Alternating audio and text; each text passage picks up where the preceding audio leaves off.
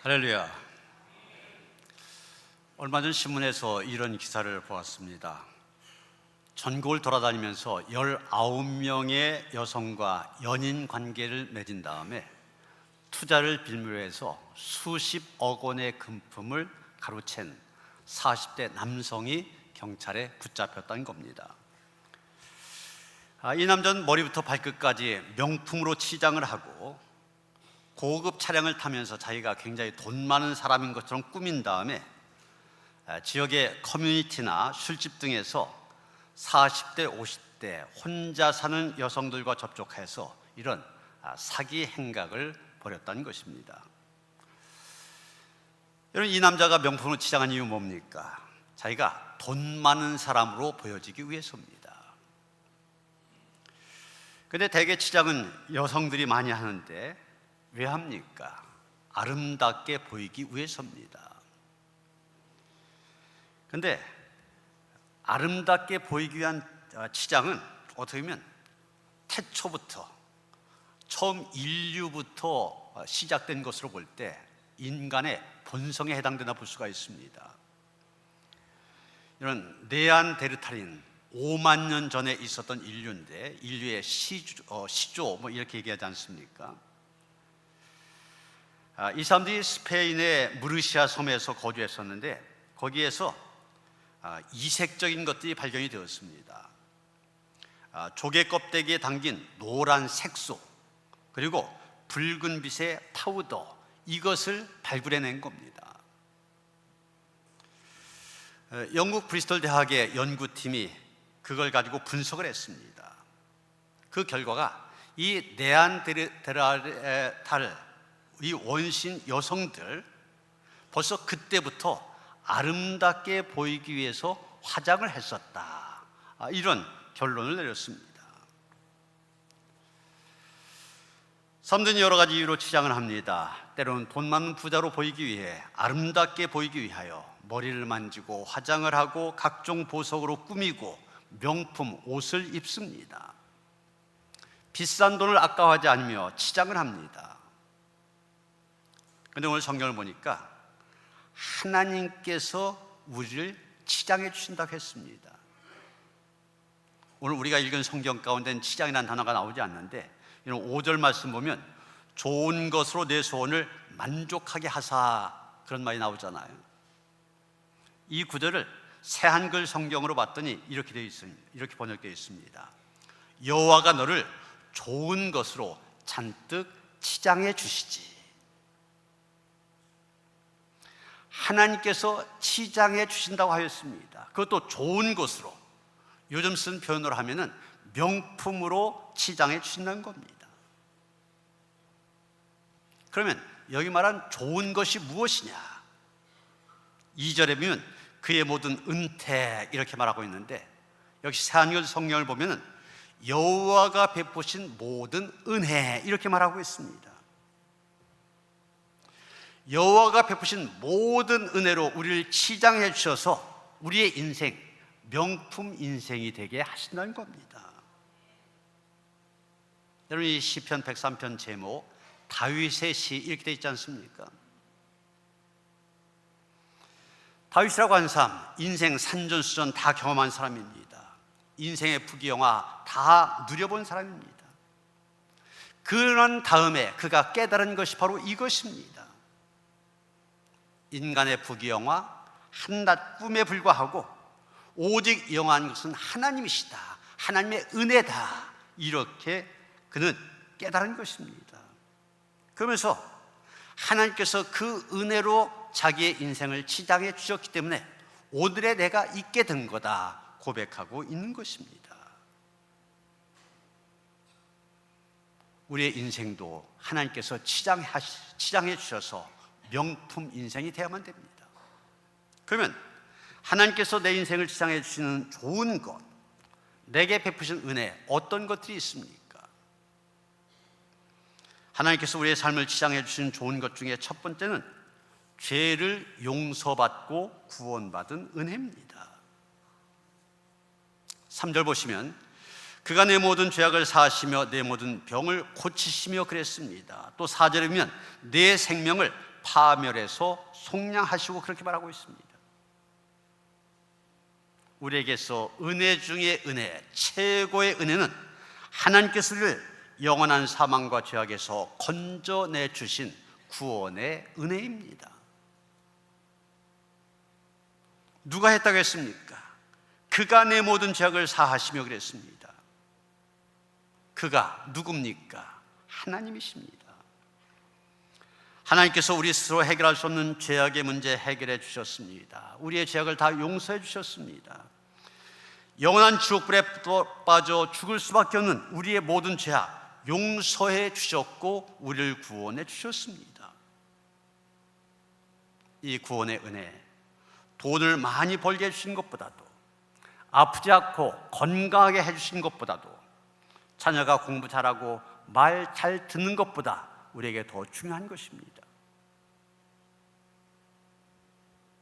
여러분, 우리는 그 무엇보다도 우리의 죄를 용서해 주시고 우리를 구원해 주신 하나님의 은혜를 기억하며 감사할 수 있어야만 됩니다. 신약 성경의 절반이 사도 바울이 썼다 그래서 바울 서신 그렇게 얘기하는데, 거기 보면 구구절절 항상 기뻐한다, 범사에 감사한다, 이런 내용들이 많이 나오고 있습니다. 그런데 어디에서 이런 말 하고 있습니까?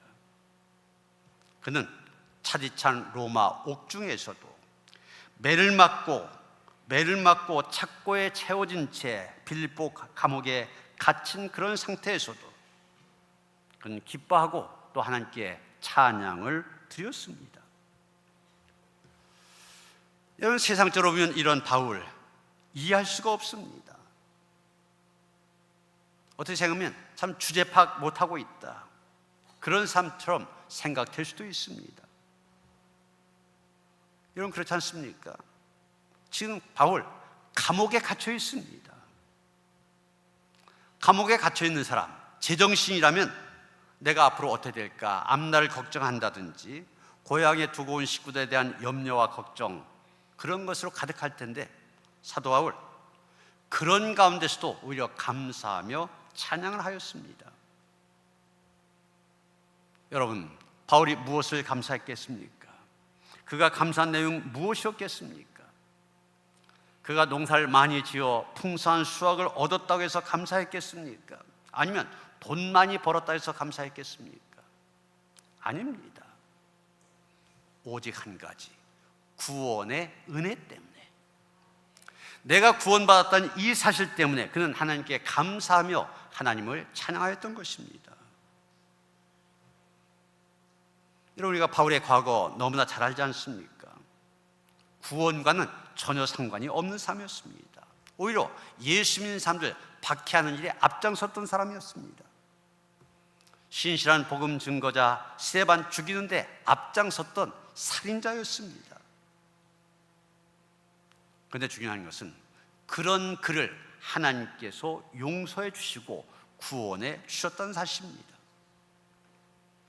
바울은 이런 하나님의 은혜와 사랑을 생각하면 생각할수록 감사하지 않을 수 없었습니다. 돌에 맞아도 문제가 되지 않습니다. 매를 맞아도, 밥을 굶어도, 배가 파손을 당하여도, 감옥에 갇혀도 전혀 문제가 되지 않았습니다. 당신을 박해하던 나 같은 놈을 살려주셔서 감사합니다. 당신의 신실한 종들을 핍박하던 나 같은 놈을 용서해 주시고 구원해 주신 것도 감사한데, 나 같은 놈을 이방인의 사도로서 주시다니요, 감사합니다. 밥을 굶어도 감사합니다. 매를 맞아도 감사합니다. 바울은 그가 받은 그 구원의 은혜로 말미암아 항상 기뻐했습니다. 범사에 하나님께 감사를 올려드렸습니다. 여러분, 우리의 인생 이런 감사로 치장이 되어져야 합니다.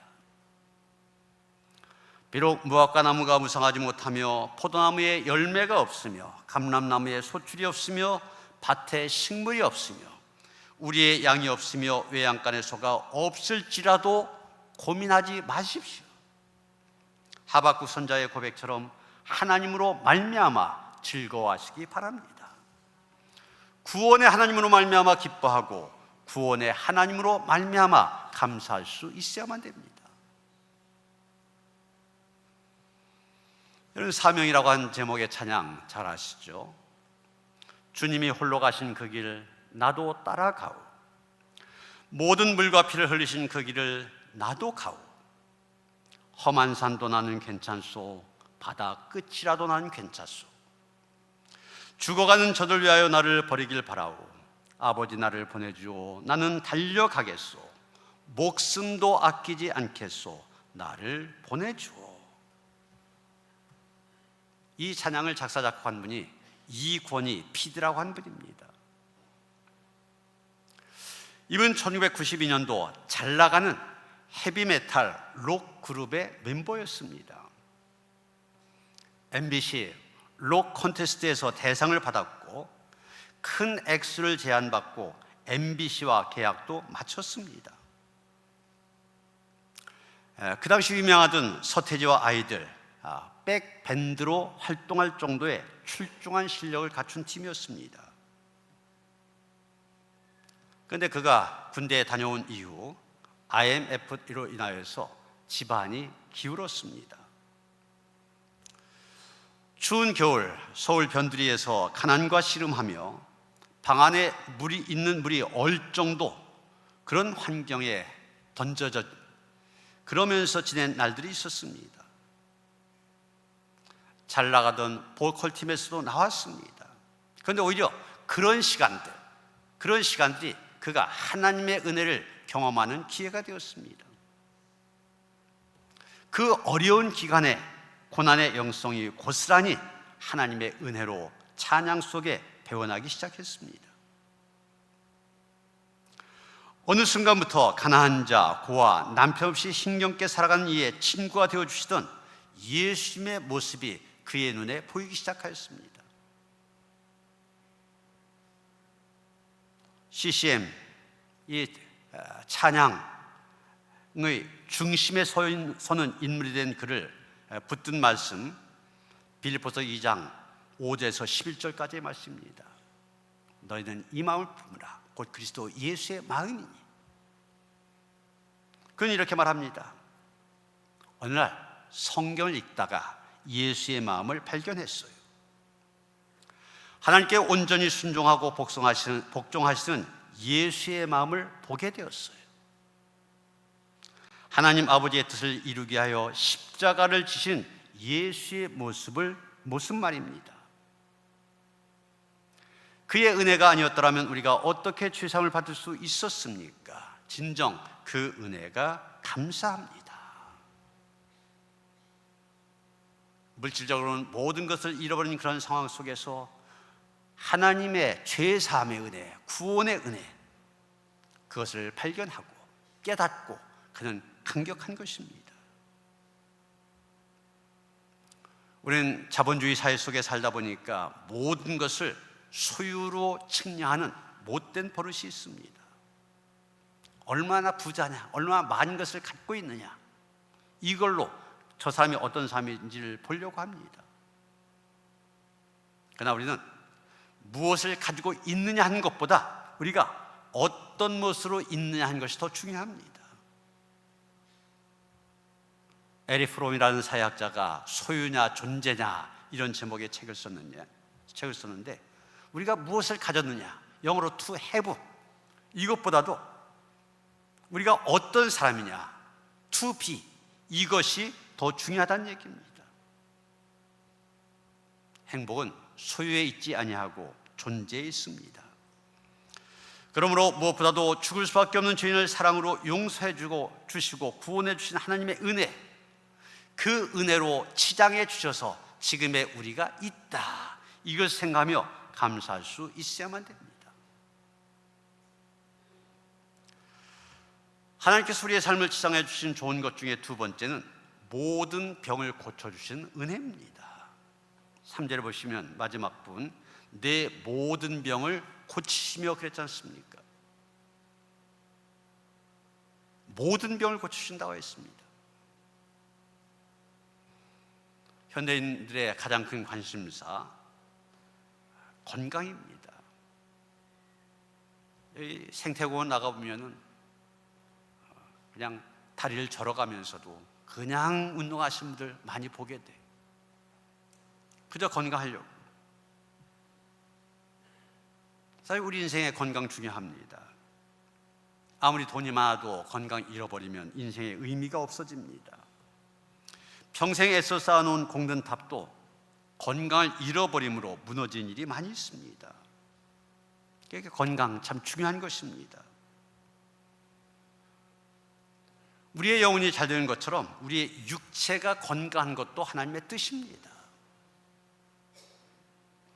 우리가 죄에 매여 사는 것 하나님이 원하시지 않는 것처럼 우리가 질병 때문에 고통당한 것도 하나님 원하지 아니하십니다. 그런데 오늘 본문 3절에서 말한 모든 병, 이것은 육체의 질병만을 뜻하는 것이 아니라 정신적인 고통을 다 포함하고 있는 말입니다. 육체의 질병뿐만이 아니라 상한 마음, 실패, 절망, 포기, 고독, 이 모든 것을 통틀어서 모든 병, 이렇게 말하고 있는 것입니다. 이 고친다는 말이 나오는데 히브리어로 라파라는 말입니다. 이 뜻도 단순한 육체의 병만을 고치는 의료 행위를 말하는 것이 아니라 인간의 모든 것을 원래 완전한 상태로 고쳐서 회복시킨 것, 이거를 말할 때 라파라는 말 씁니다. 출애굽기 15장 26절에 보면 나는 너희를 치료하는 여호와, 이런 말씀이 나옵니다. 이 말을 이제 히브리어로 여호와 라파, 그렇게 얘기하는 것이죠. 이 말도 싸매시고 꿰매어서 완치하시는, 그래서 완전 인간으로 만드시는 하나님을 얘기하고 있는 것입니다. 여러분, 누가 이 모든 병으로도 고침 받을 수 있습니까? 하나님이 고치신다, 이것을 믿는 사람입니다. 믿음의 사람이 고침받을 수가 있습니다. 미국 듀크 대학병원의 해롤드 퀘니 또 데이비드 라슨 두 의사가 1998년 한 해 동안 하나의 실험을 해서 연구를 한 결과가 있습니다. 그 연구 결과에 의하면 매주일 교회에 나가는 사람들은 병원에 입원할 확률이 적고, 입원해도 빨리 치료가 이루어져서 입원 기간이 짧다. 통계를 통하여서, 통계 수치를 가지고 이런 결과를 얘기했습니다. 그리고 매주일 교회에 나와 예배드리는 사람들은 그렇지 않은 사람보다 평균 7년을 더 오래 살더라, 이런 사실도 밝혀냈습니다. 그 다음에 또 이 듀크 대학에서 한 4,000명을 대상으로 조사를 했는데, 예배에 참석하여 찬송과 기도를 하고 말씀을 듣는 사람들, 우울증을 줄이는데 효과가 있었다는 것입니다. 그리고 규칙적으로 교회에 나가는 사람들의 경우 고혈압도 잘 나타나지 않더라, 이런 사실을 밝혀냈습니다. 암과 싸워서 이긴 미국 하워드 대학의 존스 교수는 사람에게는 4단계의 계층 구조가 있다고 했습니다. 육체적인 단계, 정신적인 단계, 지적인 단계, 그리고 영적인 단계, 4가지 단계를 얘기하고 있는데, 이 4가지 단계를 다 치유한 것이 전인 치료다, 이렇게 얘기하고 있습니다. 하나님께서 지금도 우리의 질병을 고쳐주십니다. 모든 병을 고쳐주십니다. 전인 치료를 하고 계시는 겁니다. 물론 우리도 노력을 해야만 됩니다. 우리는 건강한 식생활, 그리고 적당한 운동을 통하여서 하나님 주신 건강 스스로 지켜야 합니다. 영국 속담에 우유를 마시는 사람보다 배달하는 사람이 더 건강하다, 이런 말이 있습니다. 스위스 속담에도 걸으면 병이 낫는다, 이런 말이 있습니다. 우리는 하나님께서 우리에게 주신 이 몸의 건강, 적당한 음식과 적당한 운동을 통해서 지켜야 되는 것입니다. 그러나 중요한 것, 우리의 마음이 건강해야 육신이 건강해진다고 하는 것. 우리의 마음에 사랑과 기쁨, 평안이 넘쳐야 육체적으로 건강하게 된다는 것을 알아야만 됩니다. 성경 여러 군데에서 그것을 얘기하고 있습니다.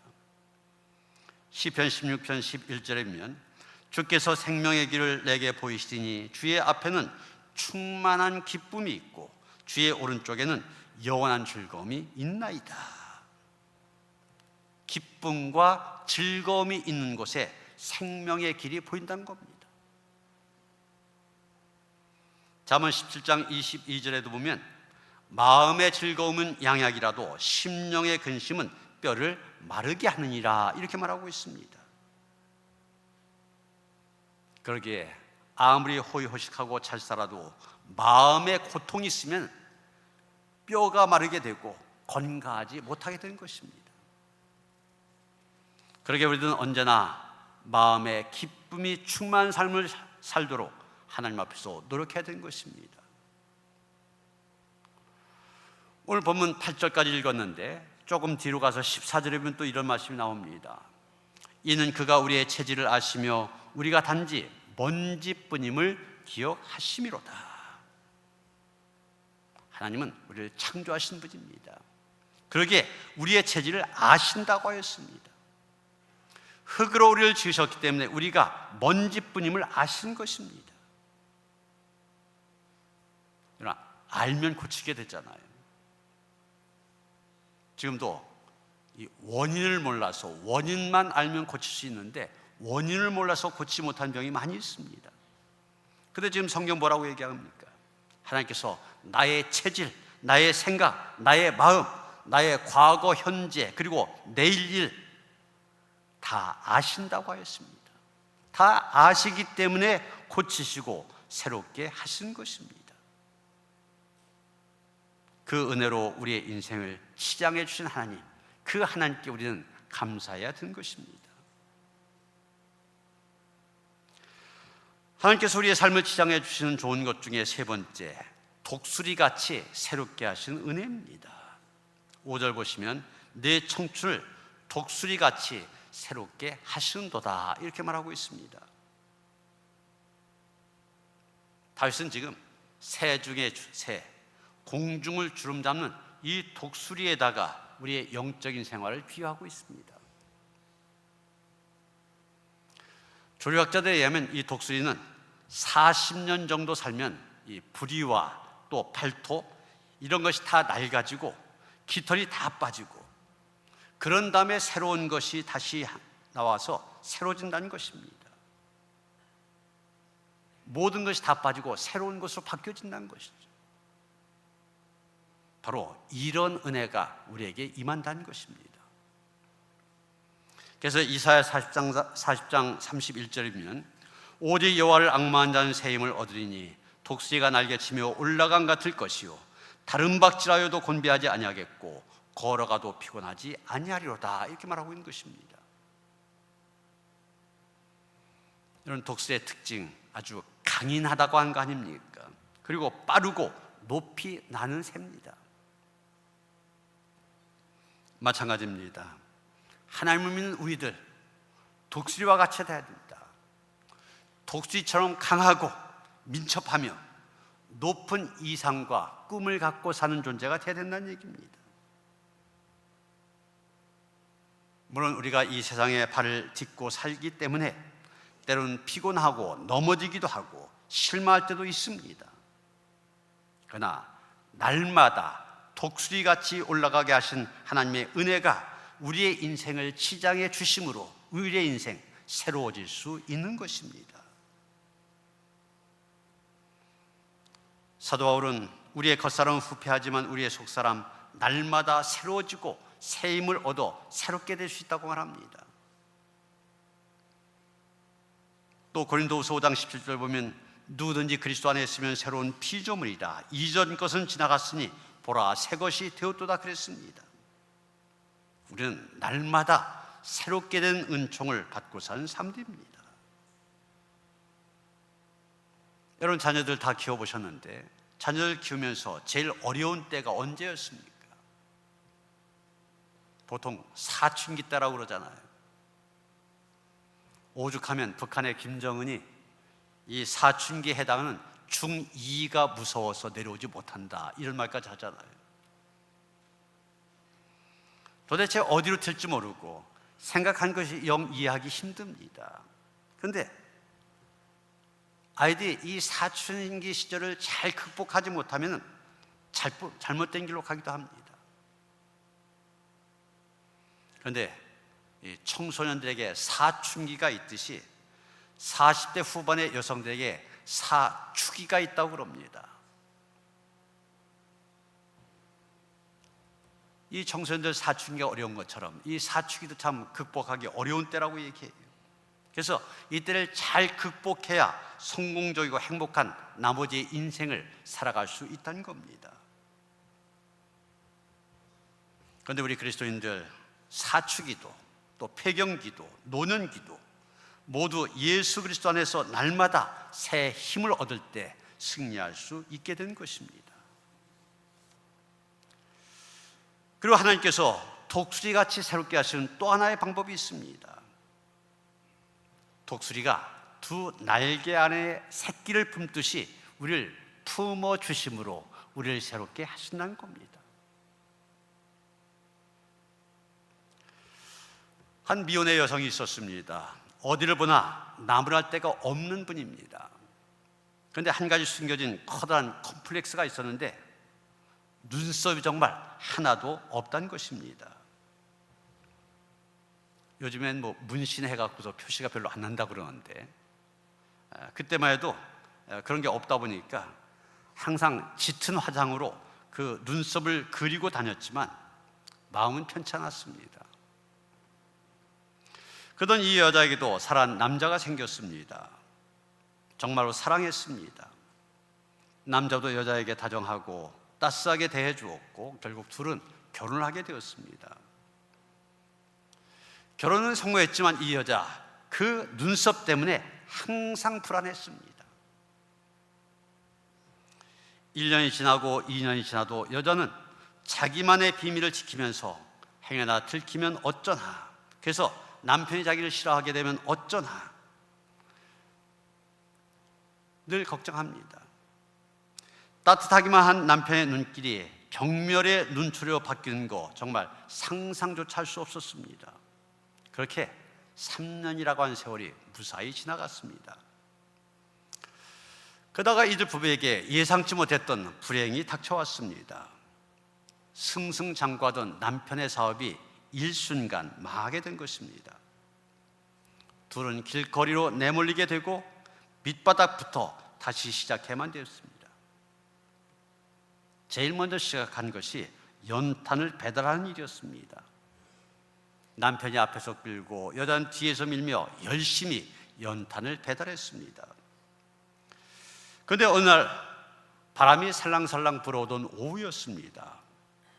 위 언덕에서 불어오던 바람 때문에 리어카에 있던 연탄재가 날아와서 여자의 얼굴 온통 이 검댕이 투성이가 되었습니다.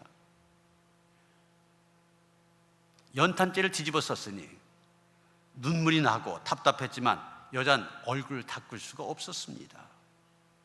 혹시나 자기의 비밀이 들켜지면 어떡하나 걱정 때문이었죠. 그런데 그때 남편이 걸음을 멈추고 아내에게 다가왔습니다. 그리고 수건을 꺼내어 얼굴을 닦아주기 시작합니다. 남편은 아내의 눈썹 부분만 건드리지 않고 얼굴의 다른 부분 모두 닦아내는 것이었습니다. 무슨 얘기입니까? 다 알고 있었다는 얘기죠. 남편은 결혼하기 이전부터 아내가 갖고 있는 약점 다 알고 있었습니다. 그럼에도 불구하고 그 모든 약점을 덮어두고 사랑해 왔던 것입니다. 여러분, 우리를 향한 하나님의 사랑이 바로 이와 같습니다. 하나님께서는 이처럼 우리의 모든 약점, 단점 다 아시면서도 예수를 믿기만 하면 독수리의 날개로 품어 사랑해 주신 것입니다.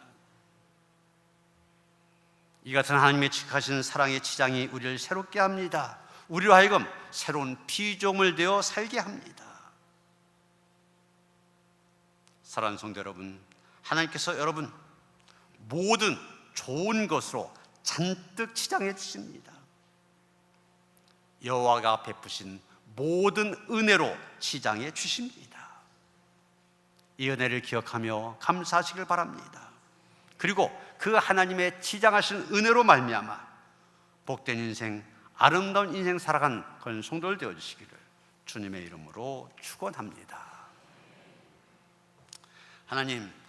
하나님께서 베풀으신 모든 은혜로 우리를 치장해 주셔서 우리가 지금도 이 자리에 나오게 되고 하나님을 예배한 자리에 있게 된 줄로 믿습니다. 구원의 은혜, 날마다 새롭게 하신 은혜 기억하면서 그 은혜 안에 거하는 성도들 될 수 있도록 인도하여 주시옵소서. 독수리처럼 날아오르는 진정한 믿음의 장부들 될 수 있도록 축복하시옵소서. 예수 그리스도 이름 받들어 기도하여 싸움나이다. 아멘.